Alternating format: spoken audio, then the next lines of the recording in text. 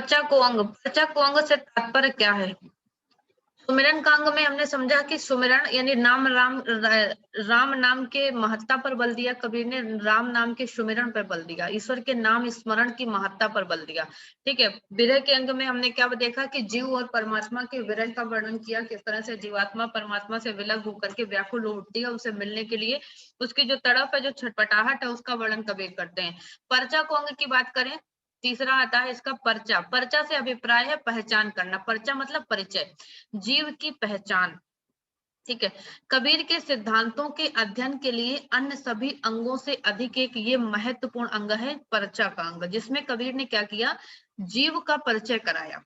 ठीक है। जीव की पहचान बताने का प्रयास किया कबीर ने। इसमें पूर्व प्रचलित जो सभी संप्रदायों का प्रभाव इसमें देखने को मिलता है। कबीर से पहले मतलब जितने भी संप्रदाय हमने पढ़े, नाथ, सिद्ध, है ना, सूफी, जो भी है, वो सारे संप्रदायों का प्रभाव कबीर के पर्चा को अंग में देखने को मिलता है। ठीक है। तो सीधे तौर पर सिद्ध नाथों के विभिन्न प्रतीक मान्यताओं का उपयोग इस अंग की विभिन्न शाखियों में हमें देखने को मिलेगा। और कबीर वाणी में जैसे शास्त्र वाणी वैसे भी शास्त्र अनुमोदित ना होकर क्या है, अनुभव गम्य है। कबीर क्या बात कहते हैं कि तू कहता है आंखें, मैं कहता हूँ आंखें देखी, तू कहता कागज की लेखी, है ना। ये पंक्ति नेट परीक्षा में कई बार पूछी गई। मतलब कबीर का जो मंतव्य है, कबीर के जो विचार हैं, वो शास्त्रों और उपनिषदों, वेदों, पुराणों से संबंधित नहीं है। कबीर अपने जीवन में जो अनुभव किया कबीर ने, अनुभव पर बल देते हैं। कबीर आंखें देखी का मतलब अनुभव पर बल देते हैं। ठीक है। तो समाज में प्रचलित विभिन्न पद्धतियों के तत्व और व्यवहारिक रूप को पहचान कर कबीर ने जीव का जो परिचय प्राप्त किया। ठीक है। यानी कि कैसे कबीर ने परिचय दिया जीव का, किस तरह से जो विभिन्न पद्धतियां हैं समाज में, जो व्यवहारिक रूप से जीव को जो पहचान कर कबीर ने जो समझा, जो जाना, उससे कबीर ने जो जीव का परिचय प्राप्त किया, जो अनुभव किया, उसी उसी के रूप को प्रचलित प्रतीकों के माध्यम से कबीर ने जिन साखियों में व्यक्त किया, वो साखियां पर्चा के अंग के तहत आती हैं। ठीक है। सुरति, निरति, रंचम, शिव शक्ति आदि प्रतीकों पर स्पष्ट तौर पर नाथों का प्रभाव हम देख सकते हैं। कबीर ने नाथ सिद्धों की के अतिरिक्त वैष्णवों की मानसी पूजा को भी अपनाया। कबीर ने कबीर ने जो दिया, सार दिया, जो थोथा दिया, कबीर कहते हैं ना, सार सार की गही दिया, थोथा दिया उड़ाए। सिद्धांत का परिष्कृत, विशुद्ध और व्यवहारिक रूप पर बल दिया। तो पर्चा का अंग में भी यही सारी चीजें हमें देखने को मिलती है। तो जीव यानी कि अपने अनुभव से जीव की जो पहचान कबीर ने देखी, जो समझी, उसी को कबीर ने साखियों में व्यक्त किया। तो इसका पहला पद होता है, कबीर तेज अनंत का मानो उगी सूरज सेण, पति संग जागी सुंदरी कौतिक दीठा दे। ये हमारे सिलेबस में नहीं है, ठीक है, लेकिन इसकी शुरुआत यहीं से होती है। मानो कबीर क्या बताते हैं परमात्मा आत्मा की अनुभूति के विषय में, इसमें यानी कि जीव को बताने का प्रयास किया, कि जीव की तीन अवस्थाओं को बताने का प्रयास किया, जागृत, स्वप्न और यानी स्वप्न अवस्था में जो पड़ा होता है। तो कबीर जीव का परिचय बताते हैं यहाँ पर। ठीक है। हम दूसरे पद से स्टार्ट करेंगे। जो दूसरे दोहे से हमारा यहाँ पे है सिलेबस के अनुसार, दूसरा, तीसरा, छठा, सातवां से लेकर के 14 नंबर तक हमें पढ़ना है। दूसरा यहाँ से शुरू होता है, कबीर कहते हैं, कौतिक दीठा देह बिन, रविशस बिना उजास, और साहिब सेवा माई है, बेपरवाही दास। ठीक है।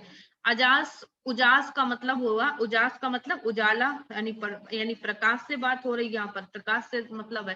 ठीक है। और माही का मतलब हुआ भीतर की बात कर रहे हैं कबीर। तो एक मिनट।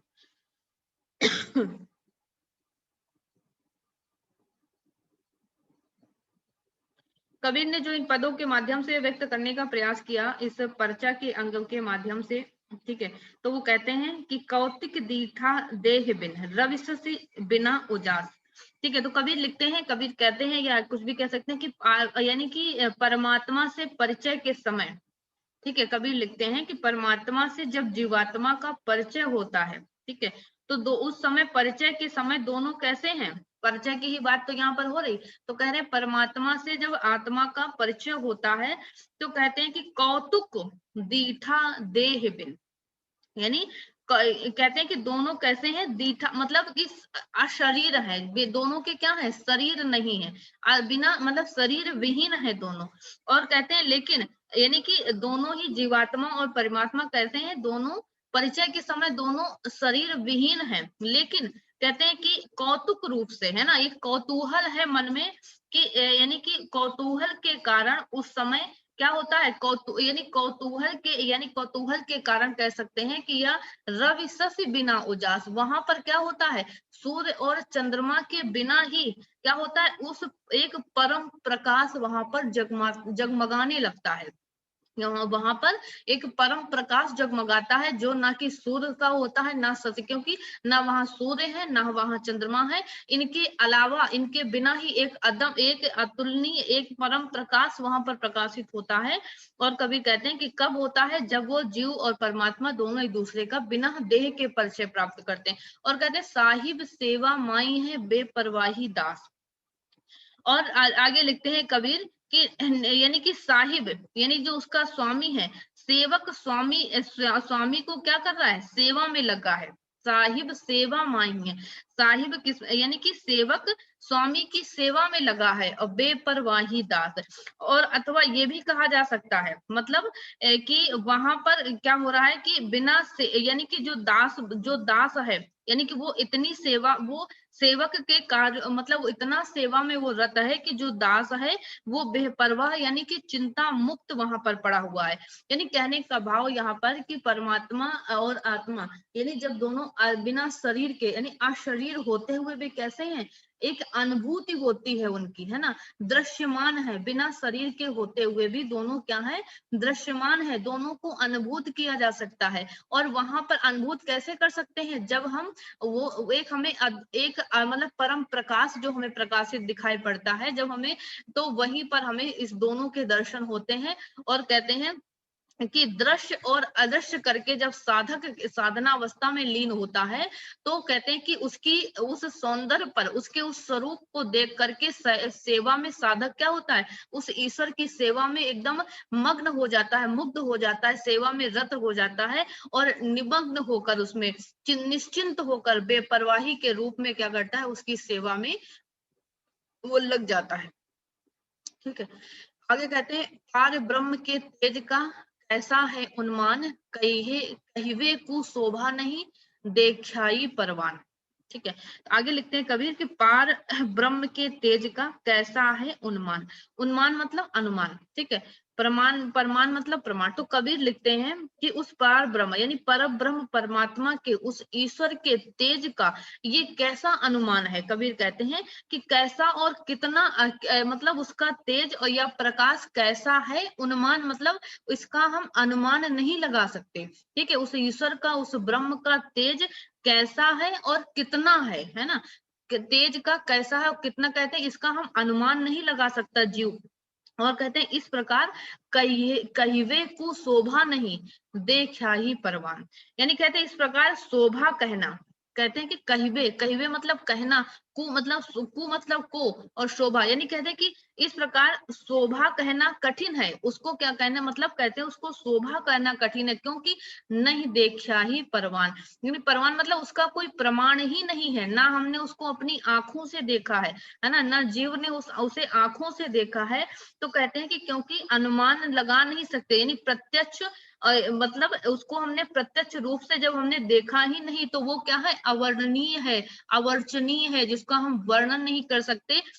वो अनुभूति जो हमें केवल अनुभूत हो सकती है, उसका हम वर्णन नहीं कर सकते, कि उसका अनुमान नहीं लगा सकते कि उसका जो तेज है कैसा है, कितना है, कैसा उसका स्वरूप है। कबीर के कहने का भाव कि जो यानी जब परमात्मा से साक्षात्कार होता है साधक का, तो कहते हैं कि वो उसका वो वर्णन नहीं कर सकता, है ना। जैसे एक हम दोहा पढ़ते हैं ना कि गूंगे को जो गूंगे मीठे फल को रस अंतर्गत ही भावे, सुर का पड़ा होगा कि जैसे गूंगा मीठे फल को खा करके उसके रस को केवल अपने मन में अनुभव कर सकता है, अपने मन में केवल अनुभव, और उसका वर्णन नहीं कर सकता, उसको बता नहीं सकता, उसी प्रकार कहते हैं वो निराकार निर्गुण वो ब्रह्म है, वो ईश्वर है, वो परमात्मा का तेज है, जिसको हम केवल अनुभव कर सकते हैं, जिसका हम वर्णन नहीं कर सकते हैं। वही कबीर के यहाँ कहने का भाव है। ठीक है, तो यहाँ पर विशेष बात क्या हो गई कि ईश्वरीय आभास लौकिक उपमानों की सीमा में नहीं आता। कबीर का भाव कहने का कि ये जो नीचे विशेष पंक्तियां दी गई ये जरूर देखिएगा, जैसे क्वेश्चन ऐसे भी बन सकता है कि कबीर के कहने का भाव क्या है इस पंक्ति में।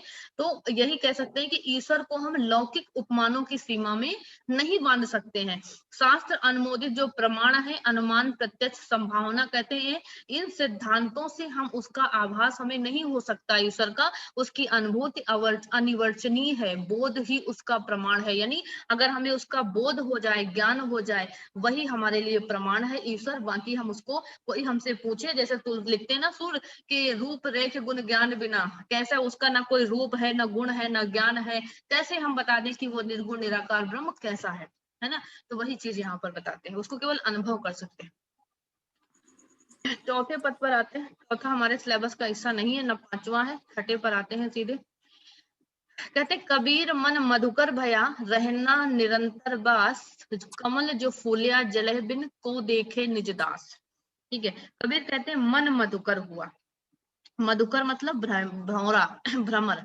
तो कबीर कहते हैं कि जब जीव का यानी कि परिचय की अवस्था होती है, जब जीव का ब्रह्म से परिचय हो जाता है, साक्षात्कार हो जाता है, तो कहते हैं कि मन मधुकर भया। मन कैसा हो जाता है जब जीव का ईश्वर से साक्षात्कार हो जाता है, तो मन उस भौरे के समान हो जाता है। रहना निरंतर बास, कहते हैं कि उस यानी कि मन उस भ्रमर बन करके क्या हो जाता है कि निरंतर किसमें वास करता है, उस निर्गुण निराकार ब्रह्म रूपी कमल में। जैसे भौरा कमल पर निवास करने पर क्या होता है, आनंदित हो उठता है। ठीक है, वैसे ही कहते हैं कि जब जीव का ईश्वर से साक्षात्कार होता है तो वो उसी प्रकार मग्न हो जाता है। वो जीव रूपी यानी कि जो भौरा मन रूपी मन रूपी जो भौरा उस निराकार निर्गुण ब्रह्म रूपी कमल पर निवास कर करके क्या हो जाता है, मग्न हो जाता है। और कहते हैं कि कमल जो फूलिया जले बिन, को देखे निजदास। और आगे कबीर लिखते हैं कि कमल को यानी कि एक सच्चे सेवक, कमल किसको बताया, ब्रह्म को बताने का प्रयास। कमल किसका प्रतीक है, यहाँ पर ब्रह्म का प्रतीक है। तो कभी बताते हैं कि यानी कि जो ये कमल खिला है, जो ये ब्रह्म रूपी कमल जो खिला है, जिससे जीवात्मा का परिचय हुआ है, तो कहते हैं इस खिले कमल को आत्मा का जो सेवक है ना, कमल जो फूला यानी कि जो सच्चा सेवक है, जो दास है, निज दास, जो स्वयं यानी कि स्वयं उसकी जो आत्मा है, कहते हैं इसके अतिरिक्त उस कमल को कौन देख सकता है। यानी उस साधक यानी कि साधक के अतिरिक्त कह सकते हैं, या उस जीव के अतिरिक्त जिसने उस ईश्वर का जिसको साक्षात्कार हुआ, उस साधक के अतिरिक्त कहते हैं उस ब्रह्म रूपी जो कमल जो फूल जल है, जो बिना जल के वो ब्रह्म रूपी कमल खिला है, उस कमल को, उस सच्चे साधक के अतिरिक्त किसी को उस कमल का आभास नहीं हो सकता, उसका ज्ञान नहीं हो सकता है। ठीक है, यानी कहने का भाव कि इस कमल को यानी ईश्वर की भक्ति के बिना इस ब्रह्म रूपी कमल को कोई नहीं देख सकता है। ठीक है, तो यहाँ पर ईश्वर के रूपक और विभावना अलंकारों का इसमें प्रयोग किया गया है। ठीक है, आगे कहते हैं अंतर कमल प्रकाशिया, बास तहाँ होई, और मन भंवर तहाँ लुभा दिया, जांगड़ा जन कोई। थोड़ी सी टफ है ये, पर्चा को होंगे बाकी से की अपेक्षा। ठीक है, तो कहते हैं कि अंतर कमल प्रकाशिया, वृक्ता बांस तहाँ होई। यानी कबीर कहते हैं कि अंतः कमल यानी हृदय का आंतरिक रूप है ना।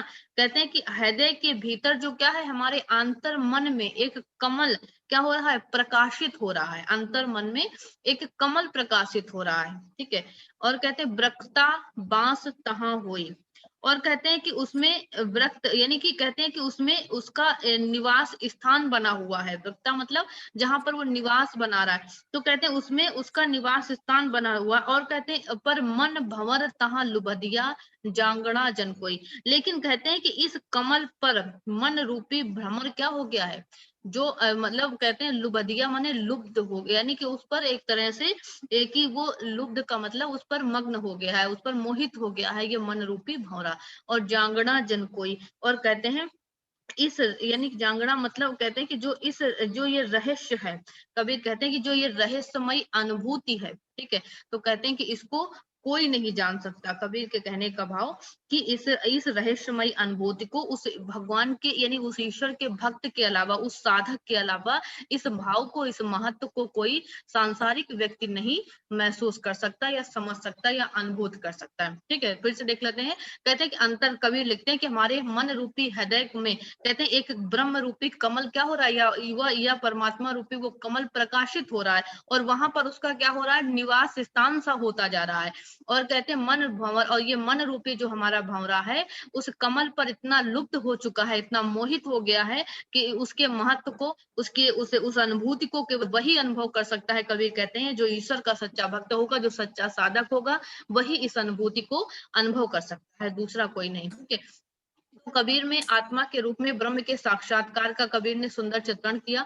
और कवैल शब्द से यहाँ तात्पर्य एक सहस्त्रार कमल ना होकर, यानी कि कमल से तात्पर्य क्या है, कमल थोड़ी उत्पन्न होता है, वहां पर एक आंतरिक ज्ञान की ज्योति प्रकाशित हो गई, यानी कि ईश्वर का साक्षात्कार का मतलब कि जीव को वास्तविक ज्ञान की प्राप्ति हो गई। ठीक है, तो वही वर्णन यहाँ पर किया गया। उदा को वस्तस्थल से पृथक करने वाली पेशी बताई गई, यहाँ पर बताया। अंतर कमल प्रकाशिया मतलब हृदय रूपी कमल को बताने का प्रयास किया। ठीक है, आगे कहते हैं सायर नाही सीप बिन स्वाति बूंद भी नाही, कबीर मोती नीपजे शून्य से सिर गड़वा। ये इंपॉर्टेंट पंक्ति है, ये इंटरमीडिएट जब यूपी बोर्ड अगर आपने पढ़ा होगा, याद हो तो उसमें ये पंक्ति आती है। सायर नाही सीप बिन, सायर मतलब सागर। कहते हैं ना कि सागर में जो सीप होता है उस पर स्वाति की बूंद गिर जाती है तो क्या होता है, मोती बन जाता है ना। तो वही कबीर उदाहरण देकर कह रहे हैं कि सायर नाही सीप बिन, ना वहां पर सागर है सीप बिन, ना वहां पर सीप है, स्वाति बूंद भी नहीं। और कबीर कहते हैं ना वहां पर स्वाति का नक्षत्र का वो बूंद है जिससे वो मोती बनता है। ठीक है, तो ये कहावत है ना कि कभी कि यानी कि समुद्र में जो सीप होता है उस पे अगर स्वाति के बूंद गिर जाए तो वो बूंद मोती बन जाती है। तो कहते हैं ना वहां सागर है, ना वहां सीप है, ना वहां स्वाति नक्षत्र की वो बूंद है जिससे वो मोती उपजता है।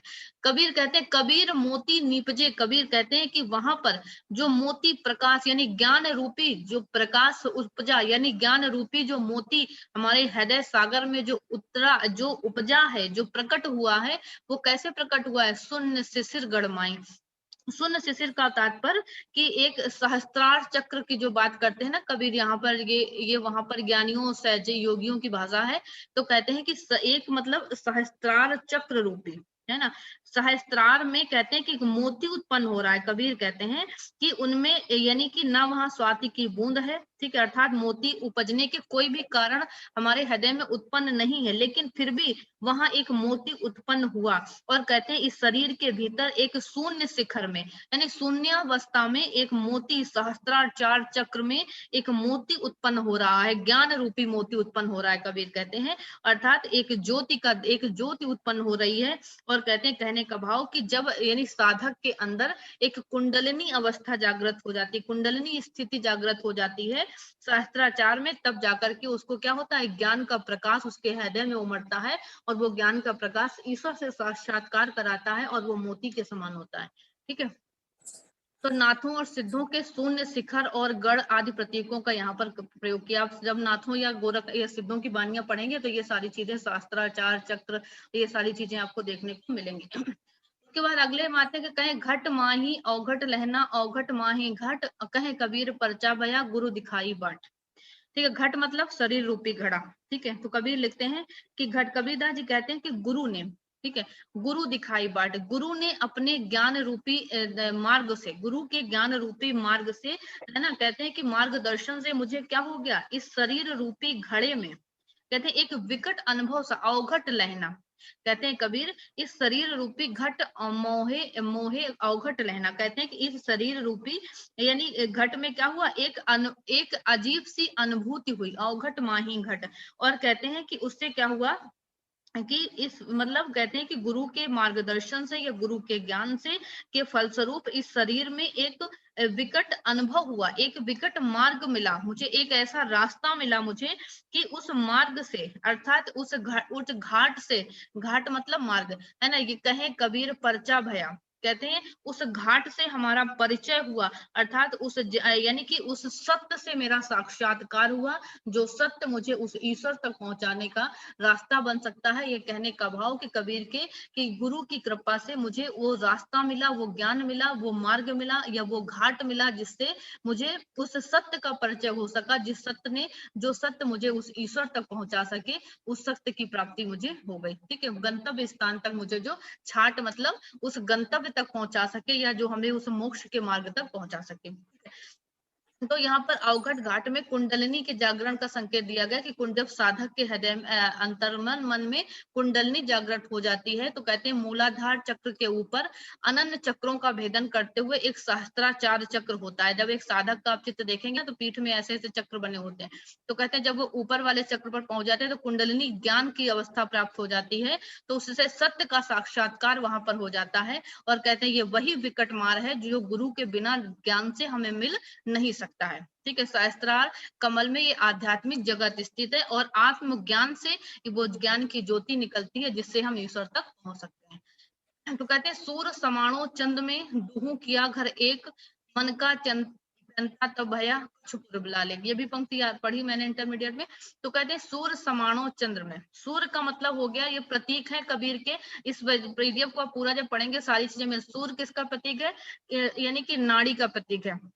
ईड़ा और पिंगला नाड़ियों की बात यहाँ पर हो रही है। ठीक है, ईड़ा मतलब बाई नाड़ी और पिंगला मतलब दाहिनी नाड़ी। ठीक है, तो सूर्य किसका प्रतीक हो गया, पिंगला नाड़ी का, और चंद्रमा किसका प्रतीक हो गया, यानी कि ईड़ा नाड़ी का। ठीक है, तो कहते हैं दुहू किया घर, तो यानी कबीर कहते हैं कि जब ईड़ा और पिंगला नाड़ी दोनों ने मिलकर के क्या कर दिया, अपना एक घर बना लिया, यानी दोनों एक में समाहित हो जाती हैं। जैसे कहते हैं जब सूर्य और चंद्र यानी दोनों एक में समाहित हो जाते हैं, दोनों मिलकर के एक हो जाते हैं, यानी जब ईड़ा और पिंगड़ा नाम की नाड़ियां दोनों एक में समाहित हो जाती हैं, दोनों किसमें मिल जाती हैं, दोनों जब ईड़ा और पिंगला मिलकर किसमें पहुंच जाती है, तब बन जाती है सुषुम्ना नाड़ी में पहुंच जाती है। ठीक है, तो ईड़ा और पिंगड़ा मिलकर के जब सुषुम्ना में पहुंच जाती है, तो कबीर कहते हैं कि तब मन में क्या हो जाता है, मन का चिंता तब भया। चिंता का मतलब मन की चिंता, यानी कि मन वांछित जो चीजें हैं। तो कहते हैं कि तो तब मन का क्या हो जाता है, एक वांछित फल मिल जाता है। और कच्छ पूरबला लेख कहते हैं कि तब ये पूरबला मतलब पूर्व जन्म का है ना, कि जो कहते हैं कि ये सब कैसे हुआ, कुछ कहते हैं कि सब पूर्व जन्म के परिणामों का ही फल है कि आज हमारा मन यानी कि हमें ये सारी चीजें मिली। ठीक है, हमें उस ईश्वर के ज्ञान की प्राप्ति हुई, जिससे हम वहां तक पहुंच सके।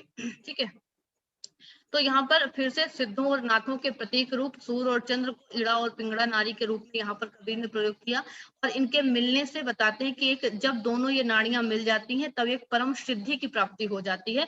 तो वही कबीर बताते हैं कि जब ईड़ा और पिंगला, सूर्य और चंद्रमा, ये नाड़ियां पर सूर्य और चंद्र पर स्थित होती हैं, जब ये मिल जाती हैं आपस में, तब हमें एक परम ज्ञान की प्राप्ति होती है, और वही कुंडलिनी जागृत हो जाती है। तो कहते हैं ये पूर्व जन्मों का ही फल है, जिसके कारण हमें आज ये स्थिति प्राप्त है। आगे कहते हैं हद छाणी बेहद गया, किया शून्य स्नान, मुनि जन महल न पावई, तहाँ किया विश्राम। तो आगे कहते हैं हद छाणी बेहद गया। आगे कभी लिखते हैं हद छाण, हद मतलब एक सीमा, अपनी सीमा को छोड़कर कहते हैं बेहद गया। कबीर कहते हैं कि जो मेरा मन है, ठीक है, मेरा साधक रूपी जो मन है, वो क्या कह रहे हैं कि अब संसार की जो हद है, जो संसार की सीमाएं हैं, उनको पार करके उस यानी उन अनंत सीमाओं में पहुंच गया है, जहां पर जिसकी बेहद हो गया, यानी जिसकी कोई सीमा ही नहीं है, उस शून्य संसार में पहुंच गया, किया शून्य स्नान। और कहते हैं कि यानी कि मन शरीर की सीमाओं को पार करता हुआ हमारा साधक मन कहाँ पहुंच चुका है, इस संसार यानी कि शून्य के सागर में पहुंचकर क्या कर रहा है, स्नान। उस शून्य रूपी सागर में पहुंच करके अब क्या कर रहा है, स्नान कर रहा है हमारा मन। और कहते हैं मुनि जन महल न पावई, तहाँ किया विश्राम। और कहते हैं कि जहां पर मुनियों को भी जन महल न पावे, यानी स्थान भी नहीं मिल पाता, मुनि बड़े बड़े साधक और मुनियों को जहां पर स्थान नहीं मिल पाता, तहां किया विश्राम। कबीर कहते हैं हमारा मन या मैं अब वहां पर विश्राम कर रहा हूं, जहां पर बड़े बड़े मुनियों और साधकों को स्थान नहीं मिल पाता। हमारा मन आज उस शून्य संसार में पहुंच चुका है, उस ईश्वर से साक्षात्कार कर चुका है। ठीक है, तो ब्रह्मरंध्र के ऊपर शून्य शिखर स्थित होता है। कहते हैं जब कुंडलनी जागृत होती है, ब्रह्मरंध्र ज्ञान प्राप्त हो जाता है, तो जीव उस शून्य अवस्था में पहुंच जाता है, फिर अनंत में विलीन होने लगता है। तो कहते हैं उसी शून्य शिखर पर पहुंच जाता है, जिसकी बात कबीर ने यहाँ पर की। और कहते हैं शून्य शब्द ये किसमें आता है, ये सब वही सूर्य और चंद्र, ये सब हमें उसी सिद्धों के कथों में देखने को मिलती है। तो यहाँ पर वही सारी चीजें कबीर ने वर्णन करने का प्रयास किया। ठीक है, आगे कहते हैं देखो कर्म कबीर का कछ पूर्व जन्म का लेख, जाका महल न मुनि लहे, सो दोसत किया अलेख। दोसत माने होता है मित्र, अलेख मतलब होता है लक्ष्य, अलक्ष्य करके। तो कबीर कहते हैं देखो कर्म कबीर का कछ पूर्व जन्म का लेख। कबीर कहते हैं कि ये किसी पूर्व जन्म का ही क्या है, परिणाम है, लेखा है, लिखा हुआ ही है, पूर्व जन्म का ही परिणाम है कि ये अद्भुत कर्म, देखो कर्म कबीर का मुझसे क्या हो गया, पूर्ण हो गया। जाका महल न मुनि लहे, सो दोसत किया अलेख। कहते हैं जिस स्थान को, जिस महल को, जिस स्थान को मुनि न मुनि लहे, बड़े बड़े मुनि लोग और साधक लोग नहीं ग्रहण कर पाते, यानी जिस स्थिति को बड़े बड़े मुनि गण नहीं पहुंच पाते, बड़े बड़े साधक नहीं प्राप्त कर पाते, सो दोसत किया आलेख। सो दोसत मतलब उससे क्या हो गई, मित्रता हो गई। कहते हैं कि उसको ही अलक्ष्य करके मैंने क्या बना लिया, उस ईश्वर को, उस हरि को या उस ब्रह्म को मैंने क्या कर लिया, दोसत कर लिया, अपना मित्र बना लिया। ठीक है, कबीर कहते हैं ये कुछ हमारे पूर्व जन्म का ही लेखा है, पूर्व जन्म के ही कर्म है कि जो बड़े बड़े साधक, बड़े बड़े मुनि जिस जगह तक नहीं पहुंच पाए, जिस अवस्था को ना प्राप्त कर पाए, वो अवस्था को आज मैंने प्राप्त कर लिया और मैंने जाकर के उस ईश्वर, उस परमात्मा से अपनी मित्रता कर ली। यानी कि उनके कहने का भाव कि उसको अलक्ष्य करके, यानी कि हमारा लक्ष्य ही क्या था कि उस ईश्वर की प्राप्ति, तो आज मैंने उसको पा लिया। ठीक है, तो ये हिंदू दर्शन के अनुरूप पुनर्जन्म की स्वीकृति यहाँ पर कबीर मानते हैं कि कबीर के दर्शन, ये भी अगर कहा जाए कि कबीर के काव्य में क्या पुनर्जन्म को स्वीकारा है कबीर ने, तो हाँ, यहाँ पर देख सकते हैं आप कि पुनर्जन्म की स्वीकृति मिलती है। कबीर मानते हैं कि पूर्व जन्मों का ही फल है, व्यतिरेक अलंकार देखने को मिलता है। आगे आते हैं, कहते पिंजर प्रेम प्रकाशिया, जाग्या जोग अनंत, संसा खुटा सुख भयो, मिलिया प्यारा कंत। पिंजर मतलब शरीर, प्रकाशिता मतलब प्रकाशित हुआ। तो कहते हैं कबीर कि पिंजर प्रेम प्रकाशिया, कहते हैं कबीर दास जी कि पिंजर रूपी शरीर में, ठीक है, पिंजर मतलब शरीर, यानी इस शरीर में जब क्या हुआ, प्रेम प्रकाशिया, जब ज्ञान रूपी वो प्रेम प्रकाशित हो गया इस हमारे शरीर में, तब कहते हैं जाग्या जोग अनंत। तब क्या हो गया, एक जोग मतलब एक ज्योति, एक अनंत ज्योति हमारे अंदर, हमारे हृदय में जगमगाने लगी, यानी ज्योति जगमगा उठी। और कहते हैं कि सारा शरीर संसा खुटा सुख भयो। तो कहते हैं कि सारा शरीर, कहते हैं संसा खुटा सुख भयो, मिलिया प्यारा कंत, यानी जब हमारे अंदर वो अनंत ज्ञान की वो ज्योति, यानी ज्ञान का वो प्रकाश प्रकाशित हो गया, तो कबीर कहते हैं तो सारा शरीर क्या हो गया, एक, यानी कि सारा संसार क्या हो गया, नष्ट भ्रष्ट, यानी समाप्त हो गया। और हमारे अंदर, यानी हमारा शरीर कैसा बन गया, यानी कि प्रेम से हमारा शरीर एक सजीव सा बन गया और संपूर्ण संसार हमें नष्ट होता हुआ समझ में आने लगा। और कबीर कहते हैं मिलिया प्यारा कंत, यानी वो परमात्मा रूपी हमारा जो प्रिय है, वो मुझे क्या हो गया, आज उस परमात्मा रूपी प्रिय से हमारा मिलना हो गया, हमारा मिलन हो गया। यानी कि इस ज्ञान की प्राप्ति से हमें ये संपूर्ण संसार जो हमारा नष्ट हो गया, और हमें जाकर के, यानी जब ज्ञान आत्मबोध हो जाता है, तो कहते हैं उस ईश्वर से जब व्यक्ति का साक्षात्कार हो जाता है, तो उसे संपूर्ण संसार विनष्ट होता ऐसा लगता है। तो कबीर कहते हैं आज हमें वही स्थिति प्राप्त हो गई है और हमें अपने उस प्यारे प्रियकंत यानी प्रभु से हमारा आज मिलना हो गया। कहते पिंजर प्रेम प्रकाशिया, अंतर भया उजास, मुख कस्तूरी मुहमही, वाणी फूटवास। ये भी इंपॉर्टेंट है पद, ये भी पढ़ा हुआ है इंटरमीडिएट में।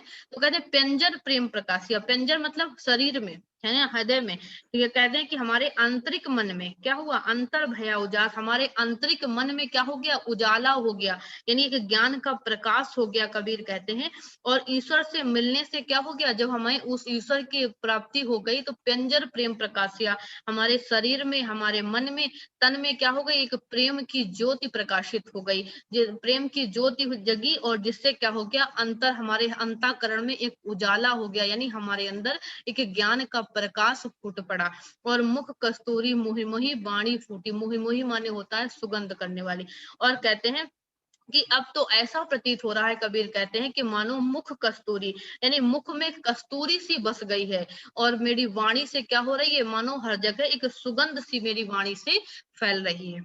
ठीक है, तो कबीर यानी महमही का मतलब एक लक्षणी का प्रयोग किया है यहाँ पर, यानी कि ईश्वर से साक्षात्कार होने पर कहते हैं कि व्यक्ति क्या हो जाता है, प्रेम रस में सराबोर हो जाता है उसकी वाणी से, वो प्यार, वो प्रेम, वो ज्ञान की धारा उसकी वाणी से प्रवाहित होने लगती है। तो उसी को कबीर कहने लगे कि जब हमारे हमें ईश्वर का यानी कि ज्ञान हो गया, ज्ञान का प्रकाश हमारे हृदय में यानी हमारे शरीर में प्रकाशित हो गया, तो हृदय में एक उजाला सा छा गया, ज्ञान का उजाला हो गया, और जिससे हमारी वाणी में मानो कस्तूरी सी बस गई हो, जिसकी सुगंध चारों तरफ मेरी वाणी से फैल रही हो। ठीक है, तो ये थे कुछ पद जो कबीर के पर्चा को अंग से हमने पढ़े। कैसा लगे बताइए जरूर।